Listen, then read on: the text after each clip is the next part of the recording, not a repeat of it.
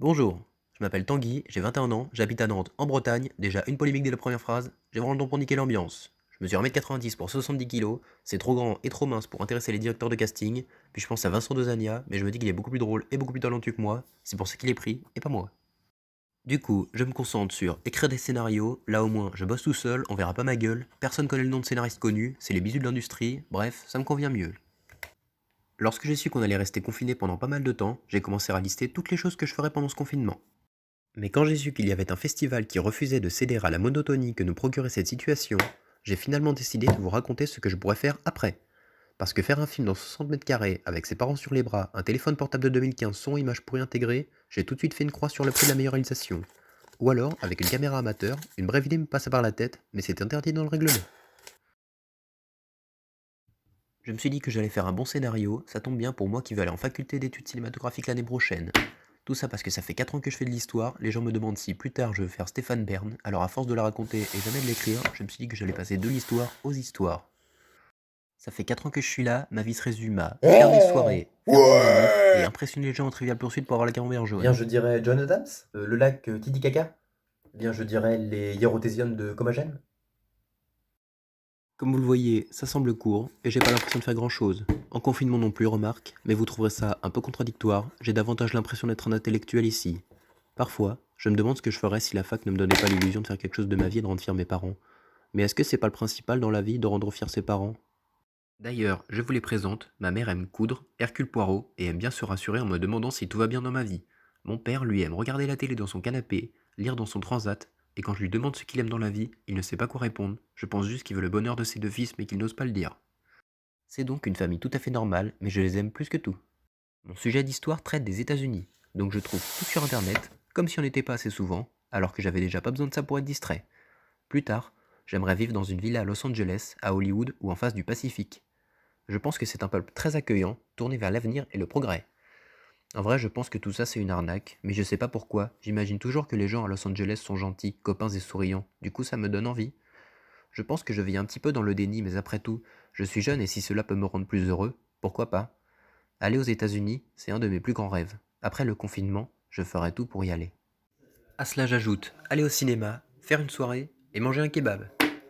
En me relisant, je me rends compte que je n'ai ni mentionné ma petite amie qui est confinée à 50 km de moi, ni ma grand-mère actuellement en EHPAD. En comprenant ça, j'en déduis que je suis un peu un connard, mais quand je vois que personne ne respecte le confinement, je me dis qu'on est beaucoup dans ce cas, et ça me rassure.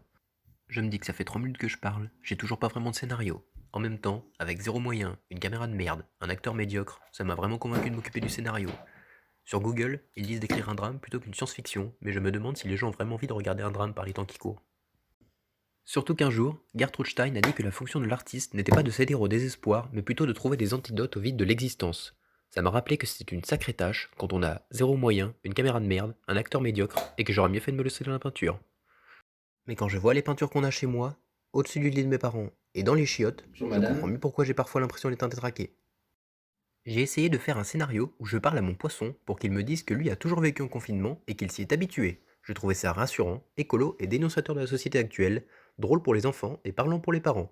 Je me dis qu'au mieux j'aurai le prix du scénario, au pire le prix des enfants. Après 3 scènes, j'ai surtout vu que j'avais le prix de malaise.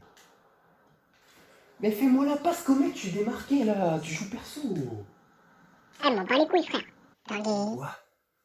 tu me lis Non, non, l'histoire, non, je te lis pas d'histoire à cette heure-là, là, c'est fini. Bonne nuit. s'il te plaît.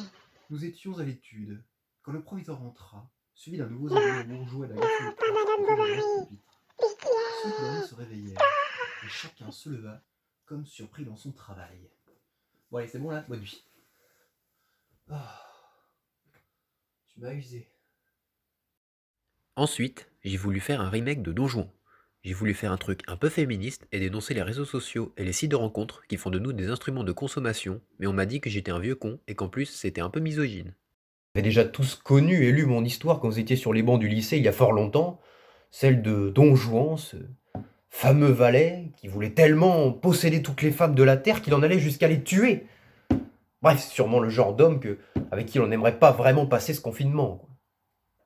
J'aime bien les blagues un peu borderline, mais j'avais peur d'avoir un procès au cul, et je me suis dit que ce serait quand même vachement con de gagner un an de cinéma pour au final finir en taule la même année. Avec cette nouvelle expérience, je confirme mon statut de boulet.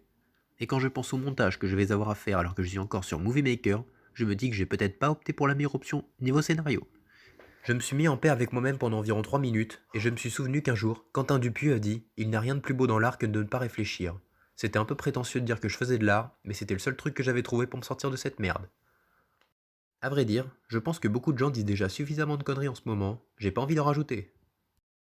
Mais ce petit temps nous aura permis de faire connaissance. Je m'appelle Tanguy, j'ai 21 ans, j'aime le cinéma, manger des cochonneries à 3 heures du matin, et faire du football avec mes amis, ce qui me permet ensuite de faire des mèmes d'internet pas drôles. J'aime ma famille, mes amis et ma copine plus que tout. Plus tard, j'aimerais me marier avec elle. On me dit que c'est trop tôt, mais quand je vois que même des gens de 21 ans meurent du virus, je me dis que la vie est un don et qu'il ne faut pas la gâcher en tergiversant.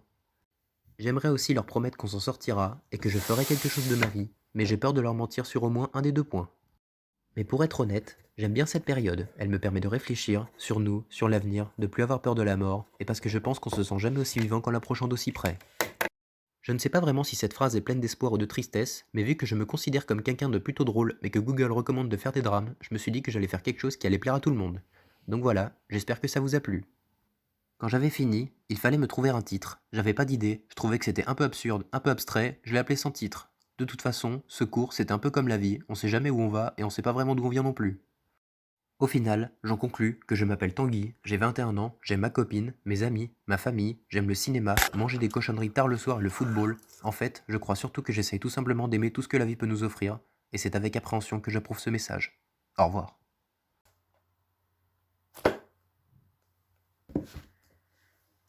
Merci, et à bientôt.